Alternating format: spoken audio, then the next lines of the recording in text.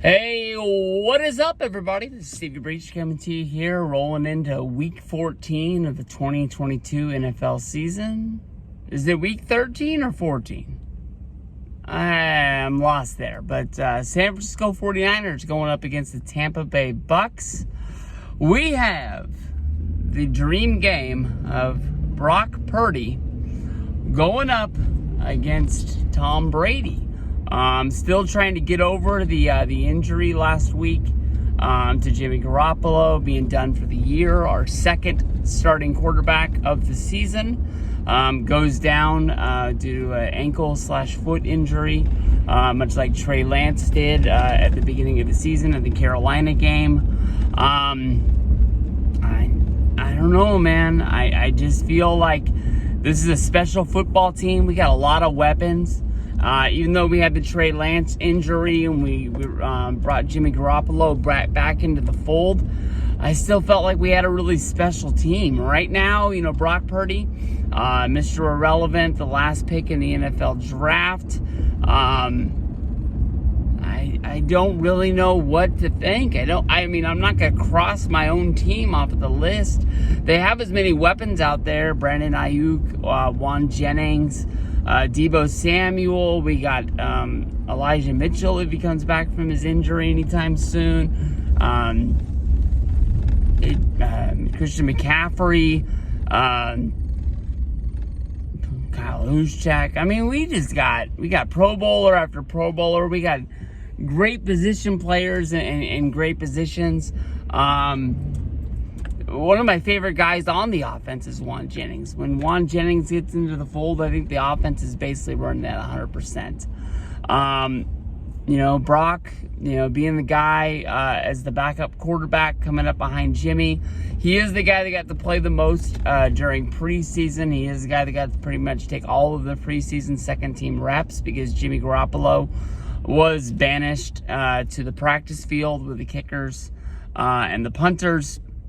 Wasn't able to be even hold a playbook. I just don't know what to think. It could go either way. He could be the Steve Bono of this team. People out there wonder, hey, who's Steve Bono? As I remember, it was when it was when Young went down with an injury. The backup quarterback at the time was Steve Bono, and he had a few really, really good games with the 49er offense. He went on to be the Chiefs' starting quarterback after Montana left. And was able to get a good little run off of there. People saw that he had skills. They wanted to be able to use them. And he was just one of the many 49er quarterbacks that once his time in San Francisco was done, went and started playing for the Chiefs. The Bucs are a mixed bag. I mean, they're in a bad division right now. Where are they in the division? There's the Saints, the Bucs, the Falcons. I think they're all kind of lumped together with just kind of winning records, but just I really don't know what to think. I saw the end of Monday night's game where Brady, did the 2 touchdowns, scored the touchdown with seconds left on the clock in order to get the win. A win's a win, I'll tell you that much. But I don't think the Bucs are a very good football team. But even though I think we have a very good football team with a brand new starting quarterback that we're gonna have to lead, I'll tell you the truth. I want to get off on a little side note here. I wanted Baker Mayfield. Even if he just was the backup to Purdy, I would have felt a little bit more comfortable knowing that Baker was a 49er. Baker going to the Rams, I don't think really makes a splash. I think that he wanted to save face, get a starting job in the NFL where he's probably going to play tonight's Thursday, right? Yeah, he's probably going to play in tonight's game, even though he's coming over fresh from Carolina. If not, he's going to play one of the last games, and it's going to keep his name sort of out there for when he needs to sign a free agency deal at the end of the year in order to get on a football team for next year. Even if it's just going to be a backup quarterback that nobody sees him as the true number one, like Carolina did coming out of Cleveland. But I don't know. I mean, I've always thought Baker was a good quarterback.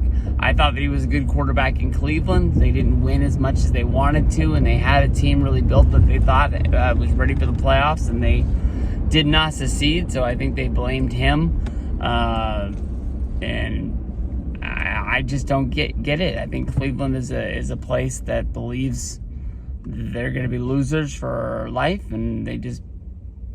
I don't know what it would be like to be a Cleveland Browns fan. I know that you love football, you love the Browns. I just think that they run off so many people that could help that franchise that I just don't get it. Just bad decision after bad decision.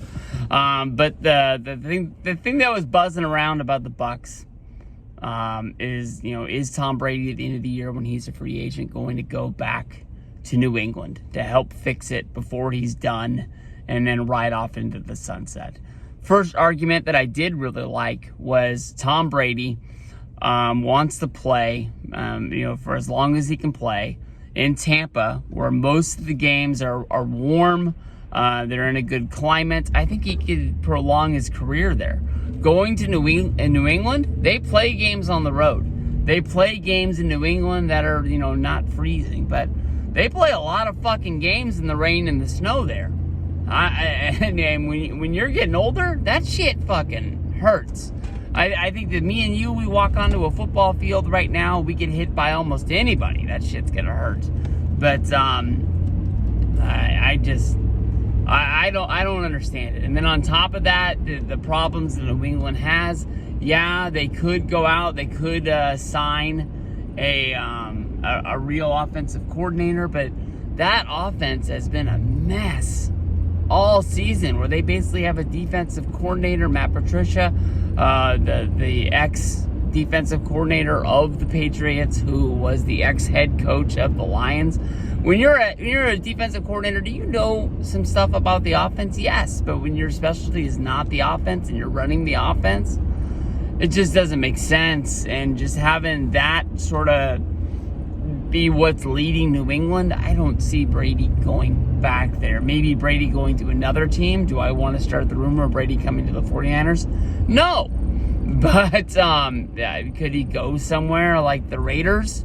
Could he go somewhere and replace Stafford in LA? Could he go to I don't want to say Minnesota, but Green Bay? Shit, there's one more guy that should have hung it up. I can't remember who the other guy is, but could he go to a spot like that? Yeah, I see that, making sense. But him going back to New England just to be able to help New England, I don't see it. It just doesn't make sense to me. I think the Bucs just got old. They had a window to win, and they used it a lot like the Rams did. Now they're going to have to kind of pay for what it cost to get him there. Can they build the team around Brady fast enough for them to win? Anything could happen if it's a destination place. People want to go there because they know they have a chance to win a ring. But the guaranteed ring that a lot of people saw, I think that window is past. And I don't think there's going to be as many aging veterans on that kind of like almost last deal to go in there and fix it and make it a championship team. But to play for Brady might be something that a lot of guys say that's the reason why they want to go there. I hope the Niners can win this game. And I want to, I came in here and I banged my fist 1,000 times saying that the Niners are going to win. They're a better football team. But just, to me, honestly, I'm not going to come in here and act like I'm a guy who watches NCAA football. I'm not going to come in here and act like I know who Brock Purdy is because, he's rode the bench for the Niners for the year. I'm not going to tell you that I watched all the preseason football and I thought that he was a superior athlete that was just waiting for a chance to be a starter. We got a starter who I don't know who he is. He had a hell of a game last week, but I think that somebody in Tampa Bay, more than likely more than one somebody, their job is watching those preseason Niner games. Their job is watching, is it Kansas State or is it Iowa State? One of those states watching his college career and seeing, like, hey, when he comes up to the line and he taps his foot twice, he's going to throw to the left. When he walks up and, you know, he's looking at the dirt, he's going to be handing the ball off. They're going to be looking for those tells, and people are going to know who they are. Last week, was anybody studying for Brock Purdy? No. Nobody. I mean, yeah, he was a surprise. And that was the one thing that led to them winning.